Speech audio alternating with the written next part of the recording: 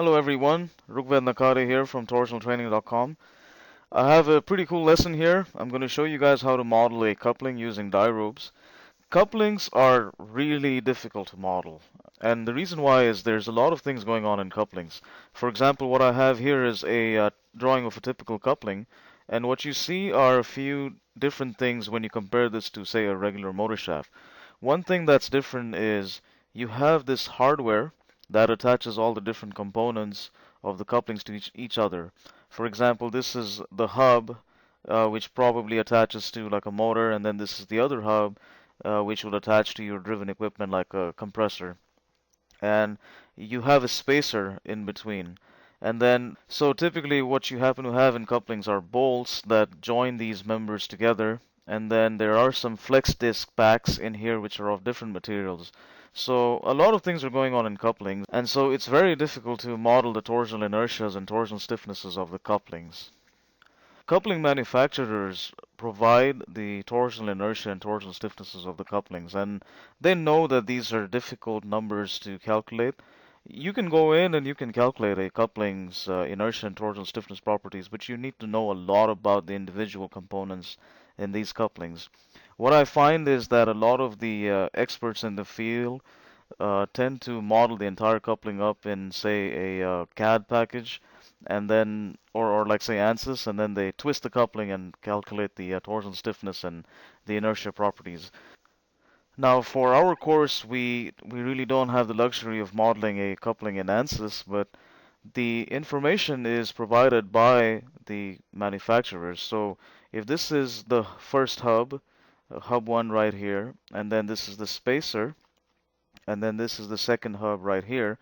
The manufacturer goes in and calculates the inertias of the first hub, the spacer, and the second hub, and they also provide you the torsional stiffness information of the first hub and the spacer and the second hub. And then they go ahead and give you an equivalent torsional stiffness of this coupling, and you can also calculate the total inertia of this coupling by just adding these three numbers up together. Now I want to show you how manufacturers calculate this equivalent stiffness number, and I also want to show you how to calculate the total inertia of this coupling. And why I like to do this again is the same thing that I've been mentioning in all my lessons is you want to always check your numbers, check the numbers that manufacturers give you because they're not always right. And a lot of experience shows that they're not always right. In fact, couplings are very notorious for having wrong values, and what you'll find is that couplings tend to be the most significant factor in a sensitivity analysis when calculating the torsional natural frequencies of a particular model. And when these are compared with actual field data, they find that by adjusting the coupling properties, they can find their answers or they can tune their models a little better. So couplings are very uncertain as far as the numbers that are provided by the manufacturers. So it's always a good idea to do as much due diligence as you can to get information about the coupling. So I have developed a spreadsheet showing you how to calculate the equivalent torsional stiffness and the total inertia of this coupling. And I'll pull it up here. So what we have is the stiffness of the first hub, which is 1.26 e to the 9, the stiffness of the spacer plus the hardware, and the stiffness of the second hub. So the formula for calculating the equivalent stiffness of a coupling is really the formula for adding a spring in series. So if you have a spring in series, then the equivalent stiffness of the spring is always going to be 1 over K1 plus 1 over K2 plus 1 over K3 plus all the Ks or all the stiffnesses in the system. And then once you add them up, you take the reciprocal of this particular 1 over K, and that's your equivalent stiffness. So that's what I went ahead and did. I took my value and I took the 1 over K value right here, and then I summed them up here, and then I took the reciprocal of this number and I got 4.56 e to the 6, e to the 8, which matches correctly with the equivalent stiffness number provided by the manufacturer. And I can't stress this enough because I have come across a lot of situations where this number does not match what the coupling manufacturer provides and what you calculate, and so it's always a good place to challenge your coupling manufacturer and make sure that they are sending you correct information. Now, similarly, the way to calculate the equivalent inertia of this coupling is just by adding all of them. So in this case, I've pasted these three numbers here for each of the components of the coupling, and then I converted them into pound-inch second squared, which basically means taking the pound inches squared and dividing it by 386.1 right here. And then what you have is the number in terms of pound-inch second squared. And I added them, and so the total coupling inertia is 380.78 pound-inches second squared. Now let's fire up Dyrobes and let's model this coupling, and let's see what numbers Dyrobes predicts for the inertias and the stiffnesses, and we'll compare them with the manufacturer's numbers, and then we'll see where to go from there. So I have Dyrobes fired up. First thing, of course, anytime you start any project is click on Model, click on Data Editor, and pick your units. And as always, I like to work with the consistent English units, so I'll go ahead and I'll pick that. And then say modeling a coupling. And then go ahead and click on Material and click on Select and pick your material. So after selecting the material, go ahead and save your model. And I'm just going to call it coupling-1, and then go ahead and start modeling the elements in. We'll start by modeling hub number 1. So go ahead and click on element and say element number 1, give it a sub 1, give it material 1, level 0. And now notice that the first hub is broken down into sort of two lengths here. There's a 5-inch length, and then the total hub length is about 9 inches, so there's about 4 inches which belongs to this piece here where the bolt hole fits in.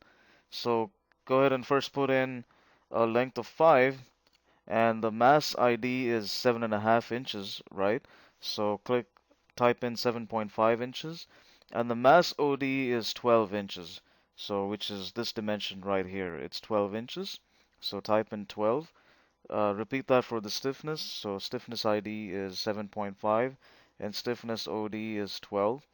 And call this K, or call this hub 1A. And the reason why I call it 1A is because there is still this 4 inches right here that we'd like to model in as well. So type in element number 1. So this time we're now going to use what are called sub-elements in Dyrobes, and really sub-elements are just like saying that you're adding more nodes in a specific element. It actually helps with solving some models a lot faster, and it's really no different than adding an element as far as the context of modeling goes. So instead of sub 1, which is what we have here, since this is element 1, we're now going to give this a sub-element 2, right? And so why I like to do that is when you have a component such as a coupling where it's broken down into two parts, I like to keep a lot of the component in a single element right here. And so breaking it down into subparts just makes more sense to me. So your level is still 0, and your length is now going to be 4 inches. The ID remains the same, which is 7.5 inches. But now your mass OD is actually this bigger length right here, and so it's 18 inches for this particular coupling. So type in 18 inches, and then again similarly your stiffness ID is 7.5 inches, and your stiffness OD is 18 inches, and call this hub dash 1B. So a similar concept applies for modeling the spacer as well. So what I like to do is I like to break down the spacer into three parts. The first part for this section here, the second sub-element for this straight span here, and then a third sub-element for this span here. Now there's one key difference in this concept, and it is going to be in how you put in the mass OD properties and how you put in the stiffness properties. Because remember, you have a mass that projects out here but does not project out here, while in this case you have a mass that projects out here but does not project out here. So Dyropes has a pretty neat way of doing that, and I'll show you how to do that here. So click on element and type in number 2, and your sub element is number 1, your material 1, 0, and so this is 5 inches in length. So click 5, and your mass ID remains at 7.5 inches, and your mass OD here is 18 inches, so make that 18 inches. Now your stiffness ID remains the same, right? Because you have the same stiffness or rather you have the same center line for both of these, and that would be 7.5. Now, since you don't have a mass on this side, you cannot really calculate a mass or a stiffness here. So what Dyropes does is it gives you the opportunity to create a mass only on the upper side and not create a mass here on the lower side. And how you do that is you know that your ID or sorry your OD at this point is still 12 inches. So in this case, instead of putting in 18 inches, you would just put in 12 inches and call this a spacer A, and click save, and let me show you what this looks like. So there you go. So you see you have these two pieces here, which is the first part of the hub, and then you got this projection here, which is the second part of the hub, and then you have this projection here, which is this part of the spacer, but you can see it doesn't have the same height on the bottom part here, which means that there is no mass or there is no inertia on this side. And it's a pretty neat way of how Dyropes handles this. So same thing, going back into the data editor and clicking on shaft elements again, let's go ahead and model the rest of the spacer in, and you'll get the concept pretty well. So number 2, now this is sub-element 2, material 1, level 0, the length is 6 inches, and the ID again is 7.5 inches, and this time the OD is 12 inches, right? Because it's just this straight portion right here, and then the stiffness ID is 7.5, and the stiffness OD is 12. Call this spacer dash B, right? And then uh, element 2, sub element 3, 1, 0. The length is again 5 inches for this portion, right? And this time around, since you don't have a mass on this side here, your mass ID remains the same, but since there's no mass here, your OD on the upper half is 12 inches, and again your stiffness ID remains the same, and your OD on the lower half is now 18 inches. So spacer dash C, and click save and close this so that you can see what that looks like. So there you go. Now your projection for your spacer is up here on this side, and then it's down here on this side. And going back into the data editor and under shaft elements, let's model the rest of the coupling, which is the second hub. So number 3, element number 3, sub element 1, material 1, 0, and this is again, I believe, 4 inches, and its mass ID is 7.5 inches. Its mass OD is 18 inches. Its its stiffness ID is 7.5, and its stiffness OD is 18, right? Because there's projections on both sides here. And that will be hub 2A, 3, 2, 1, 0. Now we're modeling the straight section here. And then the length of that is going to be 5 inches. Stiffness ID is 7.5. Stiffness OD is 12, right? Because now we're just modeling from this point to that point, so it's 12. Stiffness ID is 7.5, and stiffness OD is 12. And that's going to be hub dash 2B, right? So hit save, hit close, and there is your first pass model on your coupling. Now, this, if you take a close look at this, this is probably the best representation you can get out of this coupling. And you could probably improve this model by putting in a hole in here and putting in a hole over here and a hole over here to represent the bolting. You could probably even model in a bolt, but at the end of the day, modeling couplings is a tough endeavor. And I'll show you what I mean by that when we run the model summary. So click on model and click on model summary and click on torsional vibration. So pull this up, and what I'd like to show you is the calculated polar inertia is 121.8, and these are the torsional stiffnesses calculated for each of these elements. So I'm going to minimize this here, and I'm going to pull up the values that the manufacturer gave us for the torsional inertia.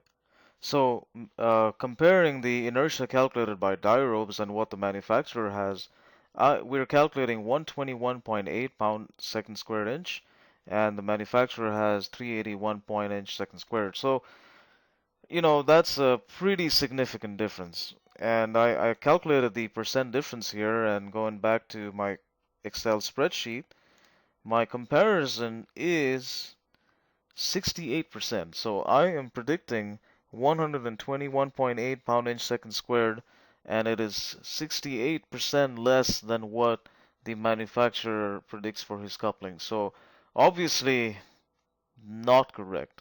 Obviously not correct.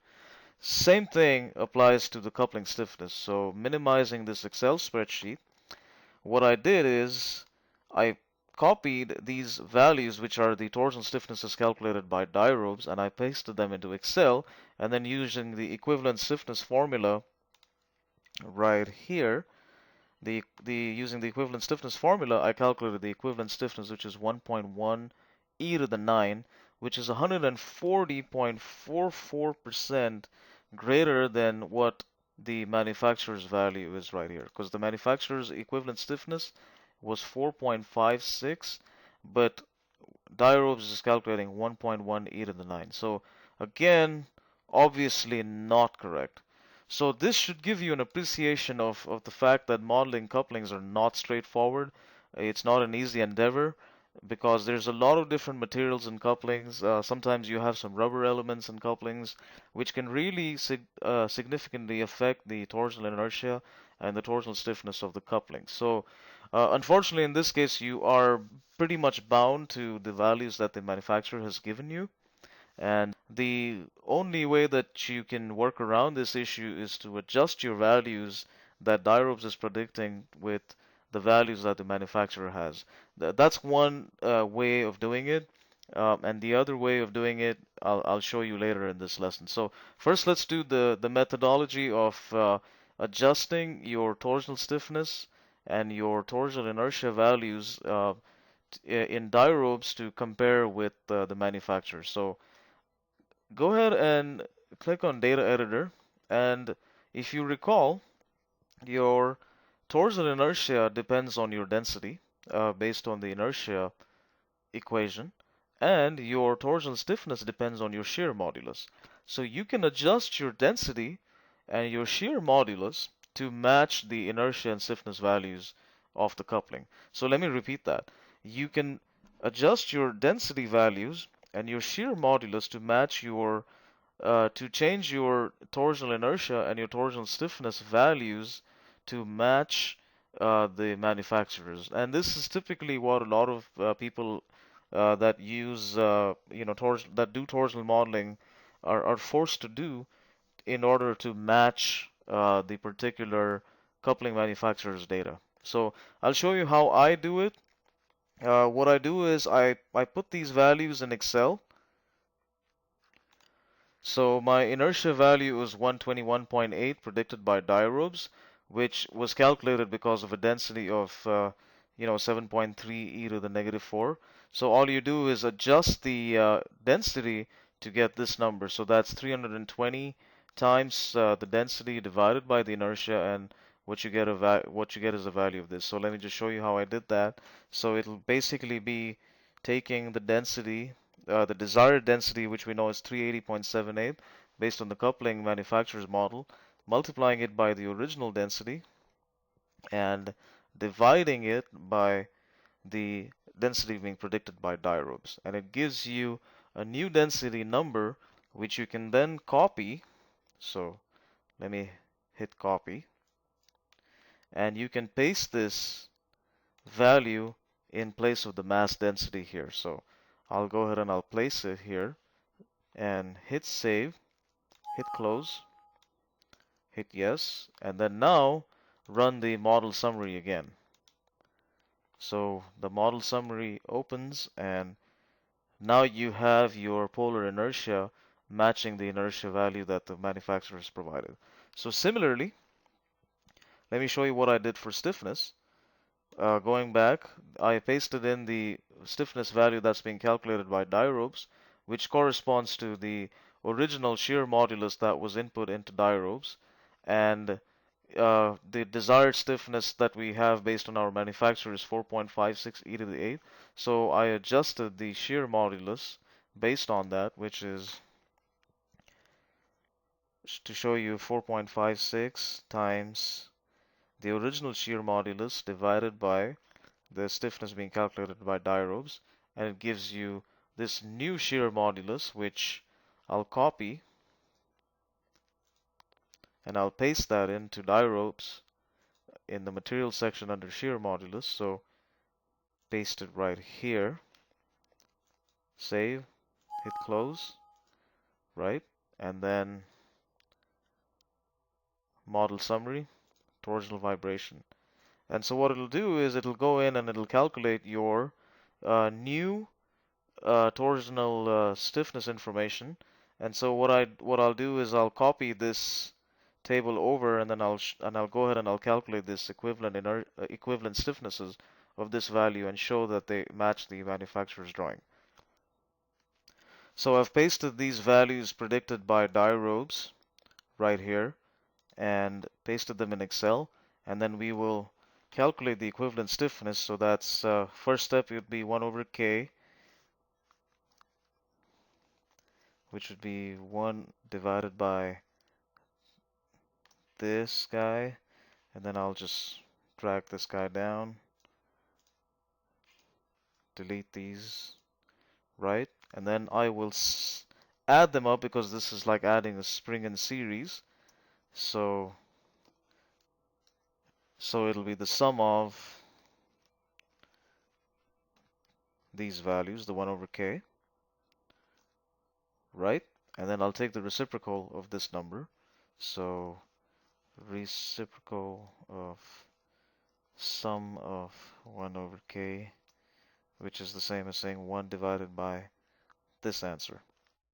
So notice that we've brought it down. We've brought it down, and it's now in the same order as the coupling manufacturer's number, which is right here. But even then, it's not right. So this gives you an understanding and an appreciation that it's not easy to model these couplings in. And so what I like to do in such a situation is I know what the equivalent stiffness is of this particular coupling, and it's given to us here as 4.56 e to the 8th. And also, the manufacturer has been kind enough to give us the individual stiffnesses of each of the hubs. So 1.26, 1.39, 1.47 e to the 9. So the way around this particular issue is that you model in these springs just like we've been modeling these torsional springs when we were dealing with the mass elastic tables, the mass elastic or the inertia stiffness models. So let's go back to Dirobes, and how you can do that is click on model, click on data editor, and click on material and set the shear modulus to 0, right? Just like how we've been doing in the past. So hit save and then go to torsional/actual, click on linear connectivity, and put in your torsional inner stiffness information. So T1 station 2, and you know that connects your hub to your spacer, so that's going to be 1.26 e to the 9, so F for flexible spring, and 1.26 e to the 9, damping is 0, and call this K hub 1, right? Then torsional 2 to 3, flexible link, and it's the torsional stiffness of your spacer and hardware, which is 1.47 e to the 9. So 1.47 e to the 9, 0, call this spacer. And similarly, put the information in for your third hub, which is torsional, connecting 3 to 4, flexible link, and it's going to be 1.39 e to the 9, 0, k hub dash 2. And hit OK, hit save, close, and there you go. Now you have your torsional stiffness information, which matches your coupling manufacturer's number, and you have your inertia values, which match your manufacturer's numbers. So click on model summary, hit torsional vibration, and now if you look at it, since you made the material, the shear modulus 0, Dyrobes is not internally calculating any more torsional stiffness information, and since we adjusted the density we of the material, now we have the correct polar inertia, and we've now put in the correct torsional stiffness information. So now this model is an accurate description of the coupling. So again, remember, this is mathematical modeling. We don't need to have the exact geometric parameters in this model to be able to describe the physics of this particular model. So long as we have the right inertia and the right stiffness, then we have the right torsional information to carry on with our study. So the last thing I want to talk about is the inertia stiffness equivalent model. Now, if you think about it, you go through all this work and all this effort of modeling all these elements in, and then at the end of it, you just go in and you put in your torsional stiffness information, which matches exactly what the coupling drawing has. So really, is there any benefit for you to go in and model this coupling this way? Or would it be easier to put in a inertial stiffness model like we've been doing in the past for the coupling? So the answer is yes and no. If you are interested in seeing what the torsional stresses are in the coupling, then yes, I would advise you to use this approach to calculate to model the coupling in. If you're not interested in seeing what the stresses in the coupling are, and if you're really only concerned with what the torsional natural frequencies of the system are, then you can use the inertia stiffness approach to model this coupling. So again, if you're interested in knowing what the stresses are generated in the hub or generated in this spacer, then yes, this would be a great way to model the coupling in because it has some geometry information in here, and then you will be able to read the stress values in each of these elements. But if you're just concerned about calculating the torsional natural frequencies of this particular model, then you really don't need to do this method. Then you can just do the inertia stiffness method. So let me show you how you'd go about doing that. So click on a new project, and it's exactly what we've been doing all along when doing these inertial stiffness models, but I just want to show you how to do them real quick so that you have a complete set of modeling techniques for coupling. So click on consistent English units and just say inertia stiffness model of coupling, and go to material, and remember now we're doing an inertia stiffness model, so everything goes to 0, and I like to call this dummy material, and then click on shaft elements, and element number 1, sub 1, material 1, 0, and the length is the length of the hub, which is 9 inches. So the length is 9 inches. The mass ID, you can ignore that now. The mass OD, just keep it a very small value. Mass stiffness ID, you can ignore. Stiffness OD, give it a very small value. And call this K hub, or sorry, just call this hub 1. And then element 2, sub 1, material 1, 0. Now the length of the spacer is 16 inches. So 16, 0, 0.0001, 0, 0.001, and call this spacer. And then 3 for the last hub, which is 1, 1, 0. Again, this is a 9-inch long hub. Mass ID 0, mass OD 0, 0.001, 0.0001, and then call this hub dash 2. So you've generated your elements, so click on save. I go ahead and call this coupling dash 2 and click on torsional slash axial linear connectivity. Remember your stiffness values have been provided by the manufacturer, so flexible stiffness values, which are going to be 1.26 e to the 9 for the first hub. So K hub 1, torsional 2, 3, flexible link, and it's going to be 1.47 e to the 9 for the spacer, so spacer, and then torsional 3 to 4, flexible link, it's going to be 1.26 e to the 9, 0, K, hub, 2, right? Hit OK. Now, the last thing we need to do is add the inertias in, right? Because this is an inertia stiffness model. So go ahead and click on disks. And in my Excel spreadsheet, you will find the individual inertias calculated for each of the hubs, so which is right here. So the hub 1 is 96.72, which is going to be on station number 1. So 1 rigid, station 1, polar inertia is 96.72, and it's going to be hub J hub 1, and then rigid station number 2 is going to be 189.4, 189.4, so spacer, and then the final hub will be on station number 3, and it's going to have a inertia of 96.44, and then the description is J hub 2.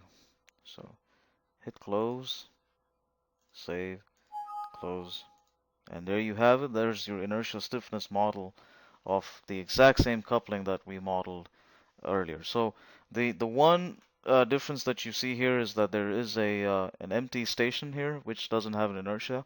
And don't be alarmed by this, because really you're never going to model a coupling just by itself. You will always have a component that's attached to the coupling. For example, a motor is attached to a coupling, or in this side, if some other driven equipment is attached to the coupling, then these stations and these disks will be appropriately placed once you put the whole model together. So this is all I wanted to cover as far as modeling couplings and die ropes. It's kind of a different and difficult task doing modeling couplings in tools and softwares like die ropes, but it can be done.